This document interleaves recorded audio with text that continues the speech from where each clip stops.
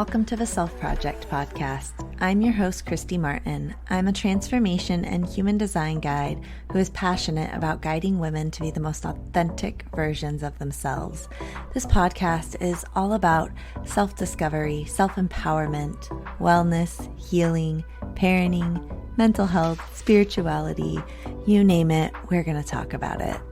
This podcast and this space is all about helping you along on your own self-project journey.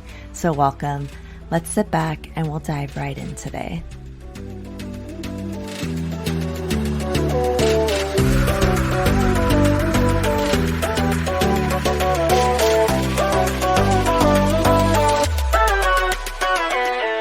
Okay. Quick detour.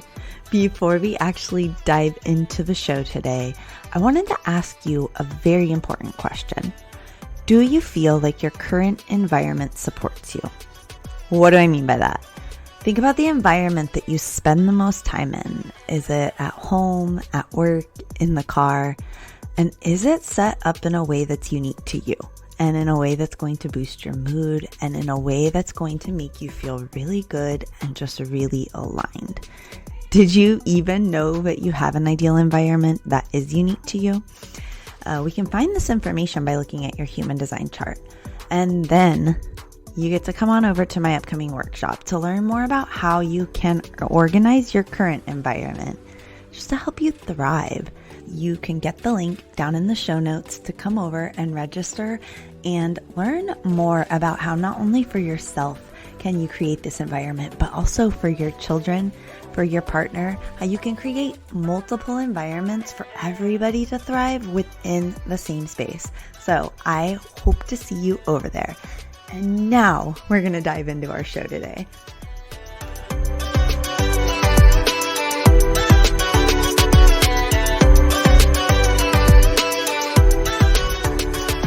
Welcome back to the episode today. I am so excited to be able to have on with us today, Susanna Lobier. And Susanna is a natural mystic, a healing artist, and an alchemical creator. And I'm really excited to be able just to hear more of your story and hear more about what you do, what you create, how you're helping others to just shift and heal. And so if you did not mind, Susanna, will you just give us an introduction to yourself and just share a little bit more about yourself with us? Hi, and thank you so much for having me on. I'm so inspired and excited to be here. I would love to start just by saying that first and foremost, I am a healer and I am an artist. And those things kind of exist as two strong pillars of me.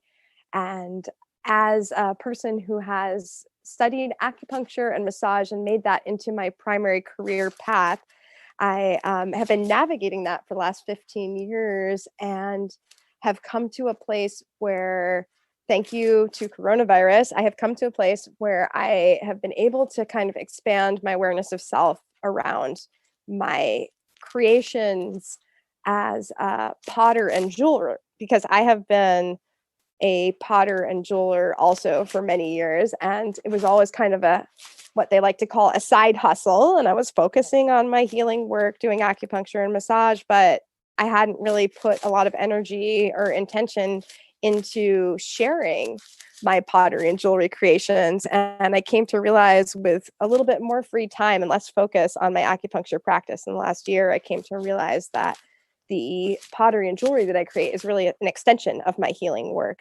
So I've come to a much more integrated path and have realized that my creative life is not just pottery and jewelry, but it's also acupuncture. And I also play music, by the way. So really it's all an expression of one energy, and it's an energy that I really want to share in as many ways as possible. So I'm very excited to be able to come to more of an integrated path where instead of wearing 8 different hats at once, I actually have one hat that has many different facets, if you will, like a beautiful gemstone with a lot of different facets. So. Oh my gosh, I love that because I feel much the same way as you, like I was sharing a little bit before the show, of all these different things that we're passionate about, all these pieces of us, and being able to integrate it together, and they exist separately because I'm much the same way, like, oh, I have this over here that I'm known for, but over here I'm known for this. And over here I have like this group of, this going on, but being able to integrate all those pieces of you together, I think is amazing. And it also is, it allows for this like unique transformation because you're bringing together all of these, tools, skills, these pieces of you, these gifts, and it allows for just this really unique transformation. So, and I hope we get to dive more into that on, some of the unique things that you do. But what I really want to know is, so have you been creating your whole life? Would you say that, have you been doing pottery your whole life? How did you first get into that? Well, I have been creating my whole life, like ever since I was a young child. I have just been that like hands-on art.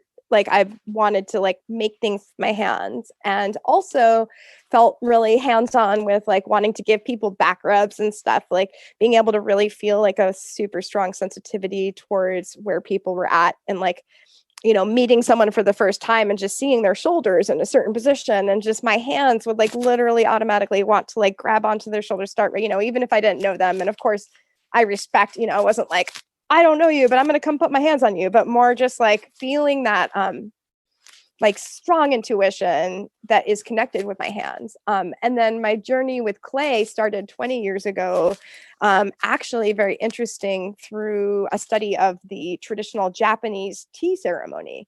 I had the wonderful good fortune of being able to study at this amazing school for tea in New York City called Ura Senkei. And it's a very traditional Japanese. A lot of our lessons were actually taught in Japanese, which I don't speak.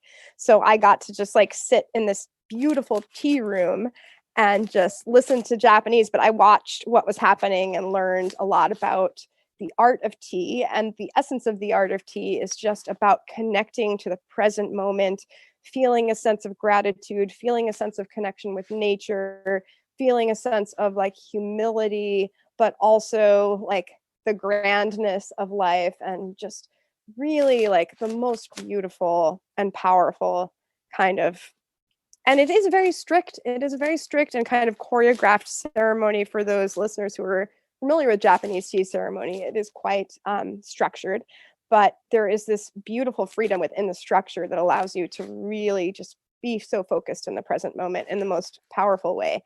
And the tea is a symbol for that. And as I was practicing tea in this beautiful school, which I must say quickly is like right in the middle of New York City and Manhattan, and it's in the craziest bustle place, and you just ring a doorbell and they open up the door and you're inside like Japan, like 300 years ago. Like there's like tatami mats, like those beautiful reed mats. There are scrolls. People are dressed in these like kimonos, and like, I mean, it's just a magical place. So I'm in my early 20s. I go into this place and I just experience like the art of tea and the ceramics, like the bowl, like you drink tea out of this beautiful bowl, and like holding these bowls and just dropping into this deep state of peace and connection inspired me to want to study pottery. I had never really felt so drawn towards it before, but right in those moments in the tea room, I just thought I need to start creating these vessels. So that kind of brought me into the world of ceramics and working with pottery. And now 20 years later, I'm out here in Oregon, and I have the wonderful connection with the Japanese art of pottery through the type of pottery I do, which is called anagama. It is a special Japanese style technique that uses a giant kiln and fire with wood. So we don't put our pots in an electric kiln and program it. We actually put them into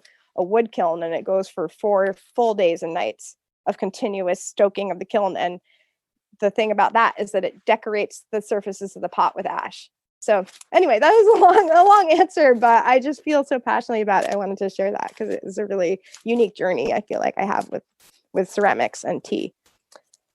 Yes. I love that you shared that. So, because over here, I'm just like totally entranced with listening because I've never heard of this before. So I'm interested to go, look more into it. But one thing that I picked up on while you were speaking was you talked about creating pottery And then you use the word creating vessels. So I just thought that piece of word right there, that wording right there is so important because, you think of pottery and you think, oh, you're just creating maybe like cups, plates, bowls, it's something like that. But it's so much more than that. Creating vessels. Do you want to kind of expand on that? Like what's it a vessel for? Like, Well, that's a beautiful reflection. And I think, coming back to the spirit of tea, when you have these, like a tea bowl, it is the vessel for the spirit of nature and the spirit of gratitude and the spirit of connection.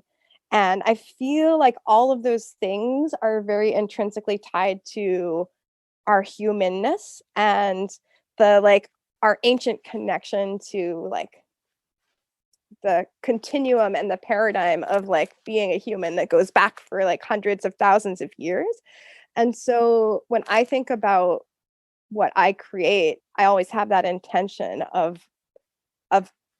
bringing those connections and like having the vessels that I make hold that spirit for others.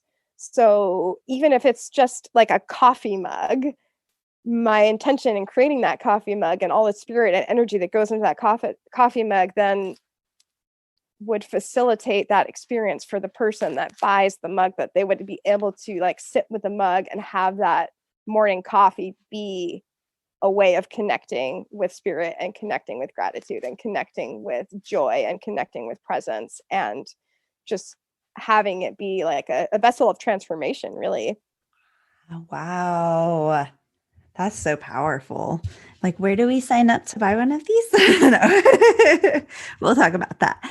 Um, you have the pottery now. And then, like you said, you have the acupuncture over here that you were doing, the healing, the hands-on. It transferred into the pottery. So now have you found a way now to bring these things together? I feel like on one level there is I want another passion of mine, I should say also is baking. And I've been a baker. I've worked as a professional baker, worked with bread and sourdough and all of that. And that was like a previous life. I actually did work as a professional baker. But I would say if you think about clay and you think about bread and you think about body work, there's like a tactile, sensual, like deep connection with my hands, and the energy that is expressed through my hands is there's a certain level of skill in developing a sensitivity in your hands. And just when I knead bread, I feel like I'm wedging clay or I'm centering clay. And when I like work on a person's shoulders, it's like the same energy. And it has a lot to do with listening with your hands. It has a lot to do with it's not just like acting on something. Like when I put a lump of clay on the wheel, I'm not like just like I'm going to make this clay into a bowl. I really tried to like ask the clay with my hands what it wants to be. And I try to just pull that out of the clay. I try to create a form and it's not like I can't just like design something and make it. It's much more of like a feeling of sensitivity towards the material. I feel the same way with the bread. Like I try to listen to the feedback of what the dough, like, do I want to knead this dough more or stop? And when I'm working on someone's shoulders, I just kind of try to like listen to their shoulders with my thumbs and just kind of find those spots and like allow them to release and create space for that. So I feel like those three different types of modes are actually the same mode. And like when I'm practicing one, it kind of informs and works with the other. Wow. I love how you explain that it's really intuitive. It's so like intuitive and connected. And I see too is like you have a gift with your hands. You also said you're a musician, right? Mm-hmm. I primarily play violin. I love to improvise. I fell in love with music at an early, well, I was a teenager and I started doing yoga when I was like 12 or 13. And through my yoga teacher, I ended up going to an ashram. And at the ashram, I met my music teacher. I started studying in classical music on the violin. So the Indian classical music system is very, it's very connected to sacred music and learning all of the like classical Indian ragas and scales and like exercises. It was just really, I would say, like a mystical and devotional experience. And it really just drew me. And I had learned the violin like in school, and I never was fully, I did not fall in love with it. But when I got into the ashram and started playing Indian music, it just completely, it was like transformational. And ever since, I mean, that was a long time ago. And now I feel like I just learned to allow the music to move through me and to kind of be a channel. That's another thing that I think it is just like, as a creative person, and we're all creative, whether we know it or not, but it's all about just listening and channeling, just like listening to what's there and get moved through. So, the music piece came to me through this ashram and finding an amazing teacher who was actually a master of classical Indian music from India. And he pretty much invited me to be part of his musical family. And I feel emotional. He actually passed away about a year ago. And it's very important. I have like a very deep connection with this person who really just kind of brought me into the world of music in such a beautiful way. So anyway, and I still play. I play a lot. And that's a beautiful tribute to him. And wow, so incredible. So I see all these pieces coming together, as you're sharing all these things that you love. I'm like, it's all about, this creation and this energy that's moving through you. And like you said, like this gift with your hands, like for music, for creation, for healing. So I love the way that you're sharing these pieces with us and that we're able to like tie it back together. So I know that also not only are you a healing artist, but you're really big on also mindfulness, right? Bringing mindfulness into your life and into your healing and into all of your practices. So, how does art and healing kind of play into that? Like, do you use your art as a mindfulness practice? Do you have any? Absolutely. I'd like to just kind of reflect a little bit further on the listening idea, because I love the concept of listening as both an active and a passive experience, because there's the passive aspect. You're taking in something. You're taking in, if you're talking just strictly about sound, you're taking in a sound or an auditory experience, but you're also doing that in an active way by actually actively listening. You are really creating space for that experience to really permeate, and so that you can really understand and reflect. And I kind of take that idea of listening and expand it into all the different aspects of who I am and what I do and how I work. So again, when I'm doing body work, I'm listening with my hands, and I'm really holding space for that as a creative practice. When I go to work with clay, I'm listening. Again, I'm trying to like really tune in to ask, what is this clay? Like, what does it want to be? How does it want to express? What is the most exalted form that this clay could take? And I think that really translates into like every aspect. And that is definitely one of my roles as a wellness practitioner, as well as I'm always working with my patients to empower them to learn to listen to their bodies, to learn to listen like as a practice, just to have that listening practice, to check in, to stop, and to like take in this information in a way that is both passive and active, in a way that is just kind of holding space for that information. And again, this is like definitely also coming out of mindfulness practice, where you're not judging or getting emotionally attached or involved or like getting too caught up in what it is, but just listening and just being open to whatever comes, and also trusting that intuition piece where something you might not expect might come up as you're listening. And you might just say, you might discount it because it's unexpected, but through art has a lot to do with being really open to whatever comes up and then really just responding to that. I love that. I love that you say that you kind of ask your clay, how do you want to express yourself? And then the expression that you get, do you notice is your creation kind of coming from maybe like your own higher self, or does it have its like own essence and consciousness? Like do you kind of notice like what you're creating is coming from like where you're at, emotionally or spiritually or whatever? Or does that question make sense? Yes, it does. I mean, Okay. I believe it's a dance between the two. I really do. I believe the clay itself has a spirit internally, and that my higher self is kind of asking the clay what it wants to be. And then there's this kind of beautiful dance that happens between, and that goes for any type of medium or material, because I also make jewelry, and I feel the same way. I work with the gemstones, and the gemstones also, they have really powerful spirits, and they're all different. And so again, there's this whole process of kind of dropping in to ask, you know, what is the most, and again, I feel like the most exalted, the most beautiful, the most elegant, the most graceful form that you can take, and I ask, and I really do consider them living beings also, whether it's gemstones or clay. I really do look at what we call the material world as a living entity, and that,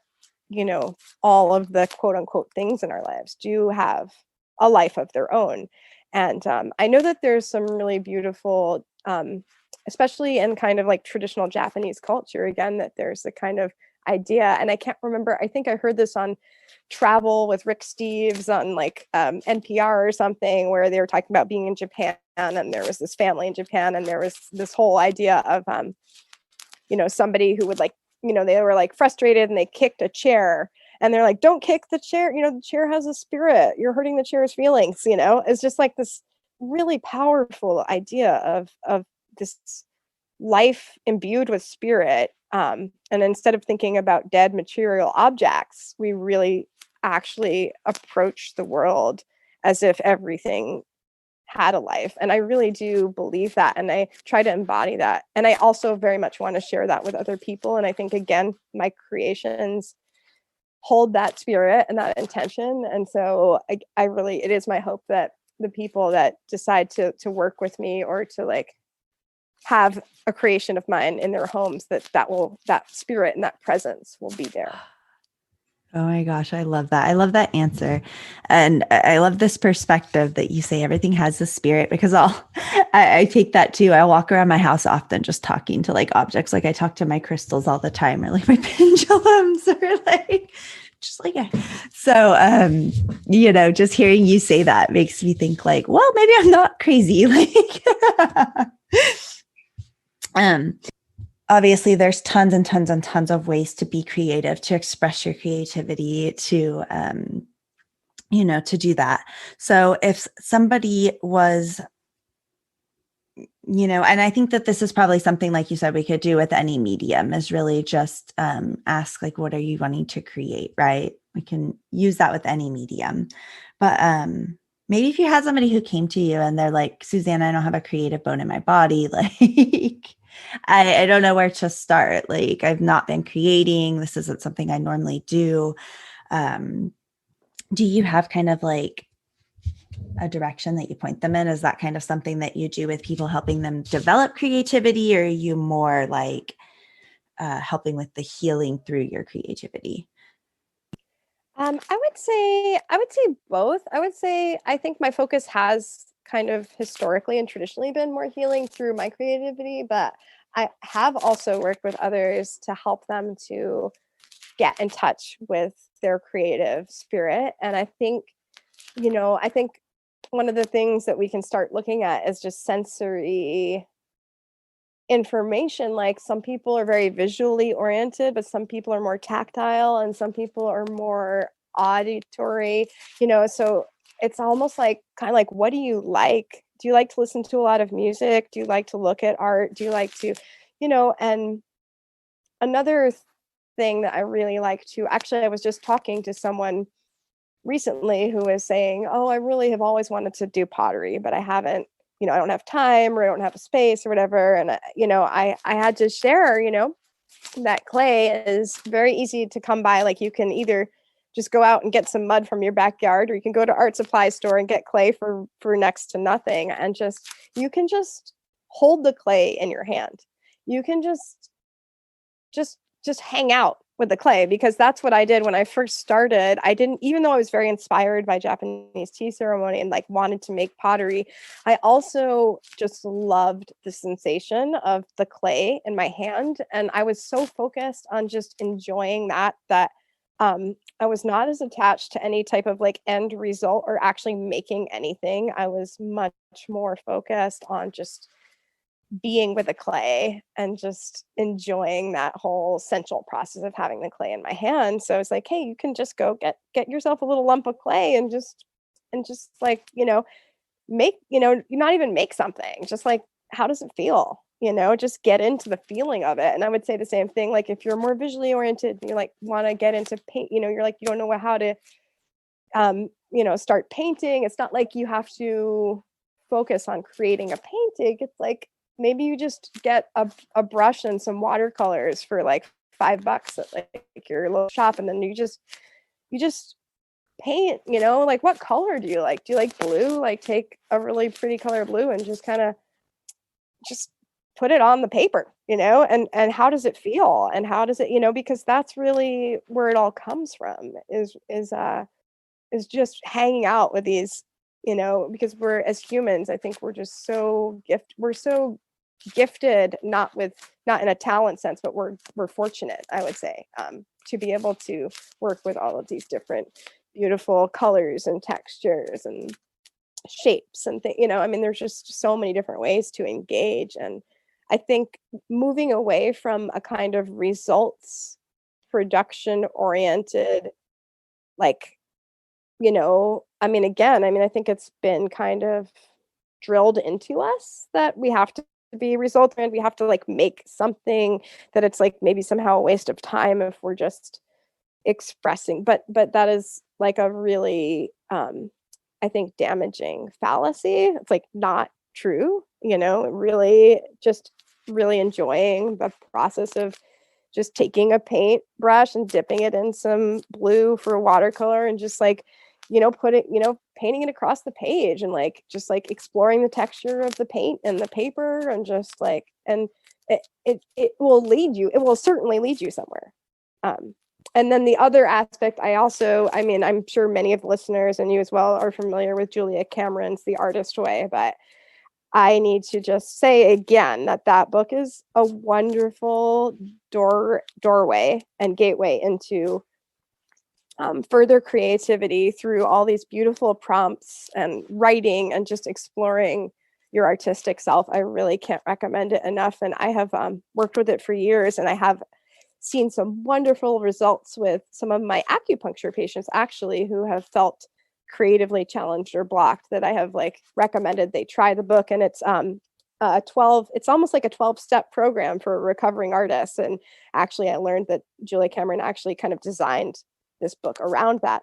But people who have really gone through that entire book, I have seen at least 3 or 4 examples over my 15 years of practice, people who have really taken it to heart and gone through it. Absolutely life-changing.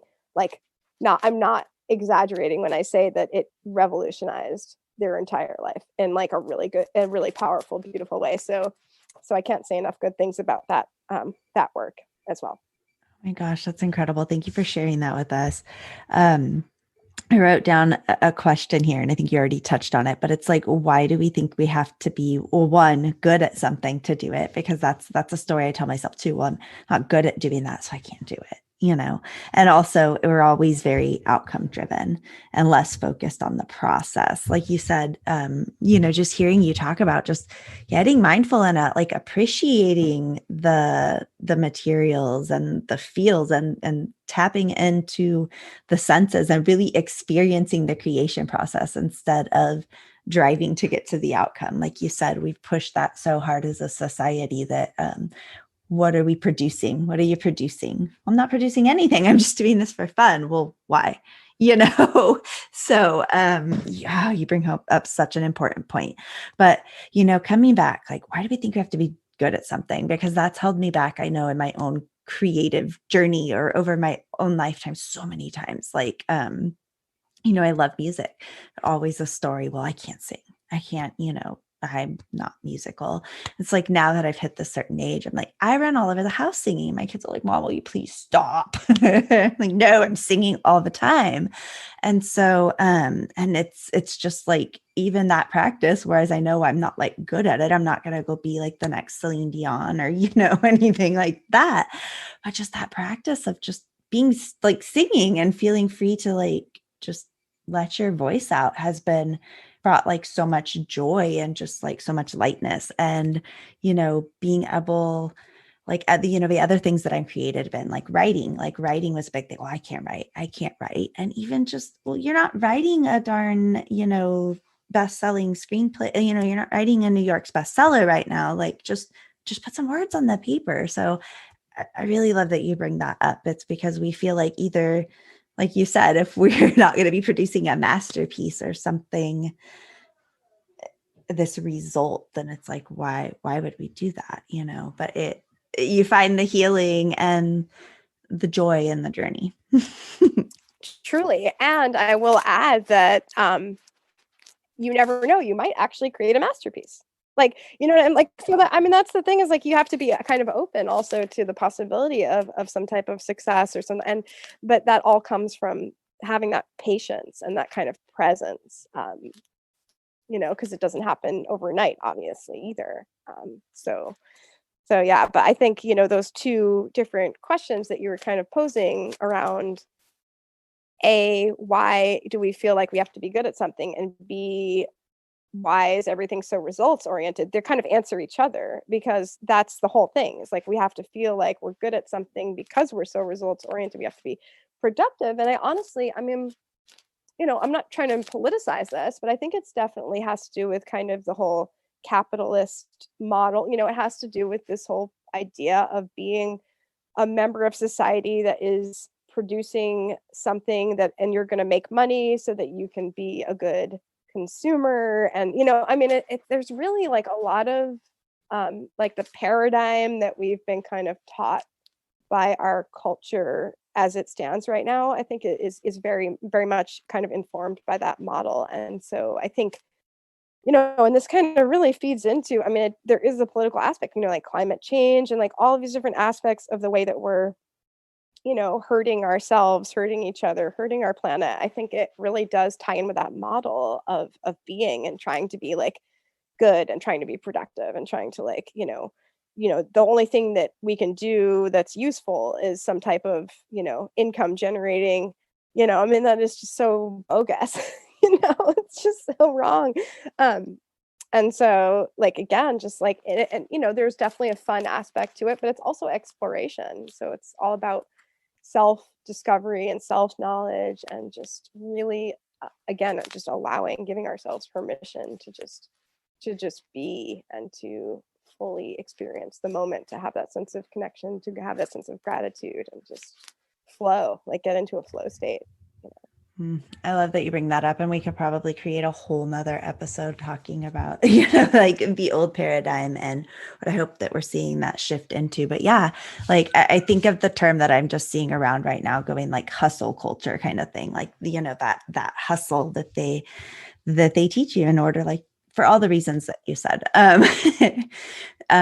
So yeah, that's an important thing too. Like I said, we could probably have a whole nother conversation around that, but I'm really glad that you brought that up, because that's something within my own life that, I've come from that, you work hard, be productive members of society, that I'm now shifting like my perspectives and my beliefs. And I'm like, wait a minute, why does it have to be like that? Why can't it flow and we can, show up and just, yeah. Anyways. So what I would love to know now is, you showed me before we started this beautiful, beautiful piece of custom jewelry that you had put together. I would love to hear more about, what you do, what your, different offerings are that people can come and either work with you or they could come and check out what you've got. Well, we can start with the custom jewelry piece. One of the things that I when I felt called to kind of start working with silversmithing and jewelry, it came from like almost a lifetime, like since I was a teenager, I would say, so not a whole lifetime, but I have been drawn towards gemstones and crystals and have developed relationships with many gemstones and crystals and even just the mineral kingdom, um, again, over many years, and have always appreciated gemstones and crystals in many different ways. But as I started to pick up silversmithing as a passion and also just working with silver as a metal, being a really powerful and transformational journey for me, I started to kind of realize that my interest in healing was also very connected to the jewelry that I create. And I have had the wonderful experience of being able to offer jewelry creation to some of my acupuncture patients, for example, where I have a patient that's working on, for example, like someone who has anxiety and has a hard time sleeping, and working with them on creating not just picking a gemstone that will really help remedy that anxiety and that difficulty sleeping, and then, crafting it into a pendant that they can wear that will then remind them of, the fact that it's okay, that they can rest, that they can sleep. And because the energetic properties of the gemstones create a kind of grid around us, whether we're aware of it or not. And so when I work with the gemstones and I create jewelry, I am trying to channel the information from that grid and bring in the intention of the people that I'm working with to craft the work. So, for example, like if you were going to ask me to make a piece for you, we could talk about some of the things that you're trying to manifest in your life, or maybe something you're trying to let go of, or something you're trying to like protect yourself, or something you're trying to bring in. I mean, there's so many different angles, and it is all different for each individual, but it's so beautiful to try to craft this picture and then very intentionally go through a process of calling in those things using gemstone and a piece of jewelry that is infused with that intention. So as I create and as I make a piece of jewelry, I have the system where I write these cards of an intention cards, and I'll like post them above my space where I'm working, and it will say, like with this piece that I just made for one of the people I work with, it was working with the stone Larimar, which is all about kind of like the energy of the dolphins. It's like a playful, loving, light water, like Caribbean vacation kind of vibe stone, and also Atlantis. So it's like a very deeply healing water stone, and it's kind of like ancient wisdom stone. So I kind of brought in all these different threads of information from what I know about the crystal and my relationship with the crystal, but also the person that I'm working with and what she wants to bring into her life. And then using all of those different threads, I kind of wove them into actually 3 pieces of jewelry. We made a bracelet, a pendant, and a ring.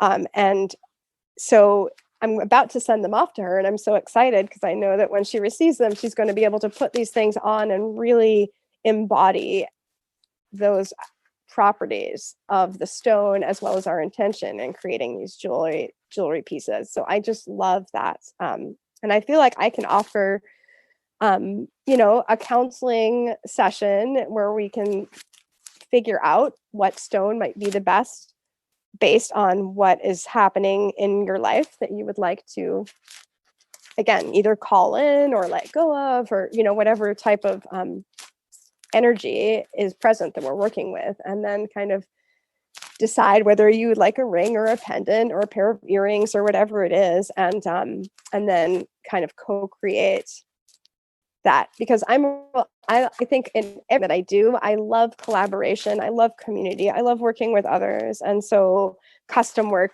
for me is just such a high ideal and high level of realization about collaboration, and it's so much fun to do. I absolutely love that. And I've also, with pottery, I've done custom work. Like I've made like goblets for weddings to be used in wedding ceremonies, or I've made special vessels that people use for cacao ceremony, just like ceremonial vessels, or even tea, of course, tea ceremony vessels, or, Japanese and Chinese style tea ceremony, like teapots and cups. And, but throughout all of the work, there's just kind of this intentionality and the sacredness. And so I love working with other people to kind of co-create and dream up. Because you never, it's like I might never have thought of some of the things that you might bring to me when you have a certain type of vision or request, and then we can kind of, create something that's completely new and beautiful together. I love that. Wow, so cool. So everybody's going to have to go and go customize a piece of jewelry with Susanna. So where are we able to find you at online then, if anybody wants to connect with you or follow you on social media? So I'm mostly on Instagram in terms of social media, and my Instagram handle is at Susanna's Arts. It's SUSANNASARTS. So it's Susanna's Arts, and it kind of encompasses all of my arts. I mainly post pottery and jewelry on there. And then I also have a website, which is www.susannasarts.com. And then you can kind of look at all of my different offerings and services there. I do also offer consultations of Eastern medicine and divination. I work with the I Ching quite a bit, as well as Chinese astrology. But then I also have some things I've already made, some pieces of jewelry and pottery that are very much infused with loving intention. So I do sell things as well that are not custom work, but I have such a deep passion for custom work that I love to share that as an option. If anyone out there is interested, please contact me. You can email me about it. And I have a newsletter that I do that I can send out little healing and wellness, mindfulness tips, etc. that I'd love to share too. So cool. If you are not a manifesting generator, I don't know what type you are. I like to throw my human design in there. So I just have to say, this has been incredible. Everything's going to be linked up in show notes. So if you want to connect with Susanna, you can scroll right down and you can connect on her website, find her on Instagram.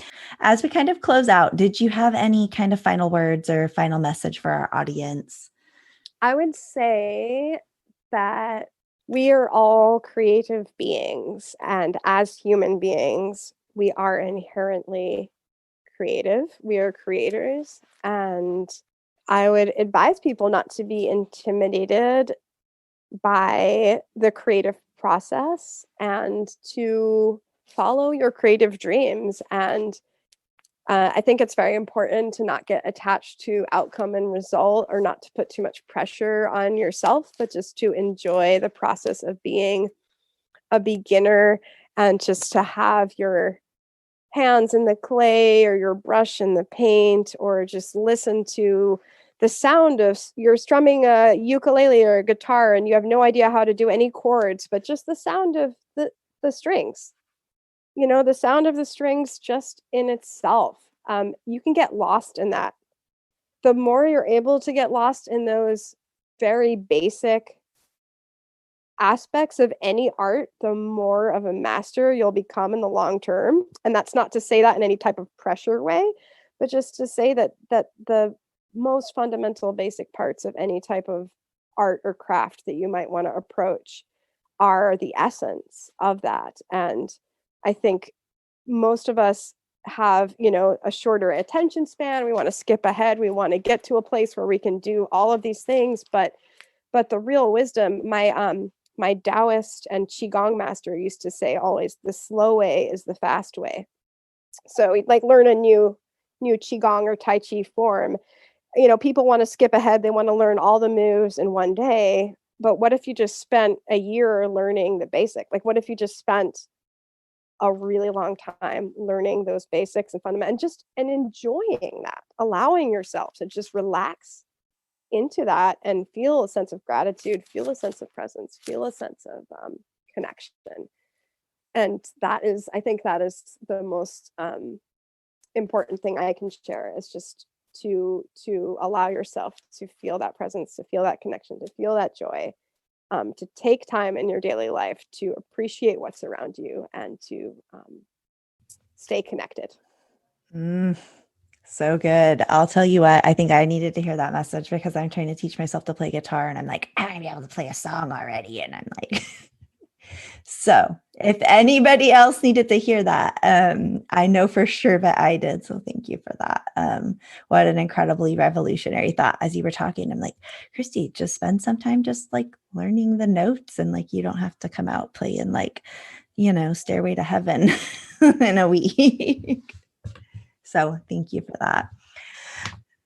So I really hope that you have enjoyed joining us today for this episode. Please reach out to myself, to Susanna. Let us know your takeaways. Let us know what you enjoyed, and most definitely go and check out the wonderful offerings that Susanna has, because I know I'm going to be doing that. So Susanna, again, thank you for giving your time, for being here with us today. Thank you so much. It's been a pleasure. Hope we can talk again.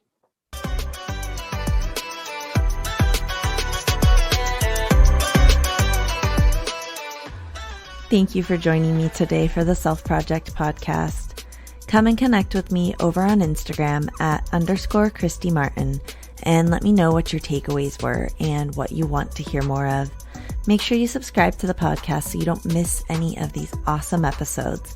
Leave a review if you love the show, and I will see you next time.